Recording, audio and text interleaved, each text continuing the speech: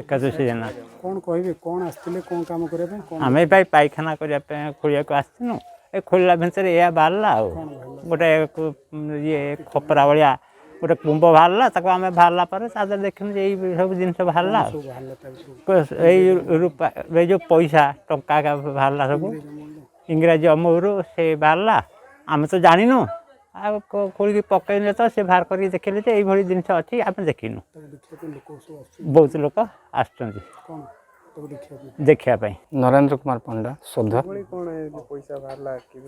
ପଇସା ଆମର ଆକ୍ଚୁଆଲି ସେଠି ଲାଟ୍ରିନ୍ ଖୋଳା ହେଉଥିଲା ଖୋଳିବା ପାଇଁ ଆସିଥିଲେ ଲେବର ପ୍ରାୟ 7-8 ଫୁଟ ଖୋଳିଲା ପରେ ଗୋଟେ ପିତ୍ତଳର କୁମ୍ଭ ଟାଇପ୍ର ଢାଙ୍କଣା ଦିଆହେଇଛି ମିଳିଲା ପରେ ସେ ଆମକୁ ହସ୍ତଗତ କଲେ ମାଲିକକୁ ଏବଂ ଆମେ ତା ଭିତରେ ଦେଖିଲୁ ଯେ ରୂପାର କଏନ୍ କିଛି 40-50ଟା ପାଖାପାଖି ତା ଭିତରେ ଥିଲା ଏବଂ ଆମେ ଦେଖିଲୁ ତା ଦେହରେ ମସିହା ବି ମଧ୍ୟ ଲେଖା ହେଇଛି 1862, 1850, 1840 ଆମେ ଦେଖିଲୁ କାରଣ ସେଠି ଆଗରୁ ଘର ଥିଲା ଏବଂ ଲାଟ୍ରିନ୍ ଖୋଲା ପରେ ଏଇ ଜିନିଷଟା ମିଳିଲା ଆଖପାଖ ଲୋକ ମଧ୍ୟ ଆସିକି ଦେଖୁଛନ୍ତି ଏବଂ ତା ଦେହରେ ମସିହା ସବୁ ଲେଖା ହେଇଛି ଲେଖିଲା ପରେ ଆମେ ଦେଖିଲୁ ଯେ ଏଇଟା ଅରିଜିନାଲ୍ ଚାନ୍ଦି ରୂପା ପ୍ରାୟ ଭାବୁଛୁ ଏଇଆ ଆଉ।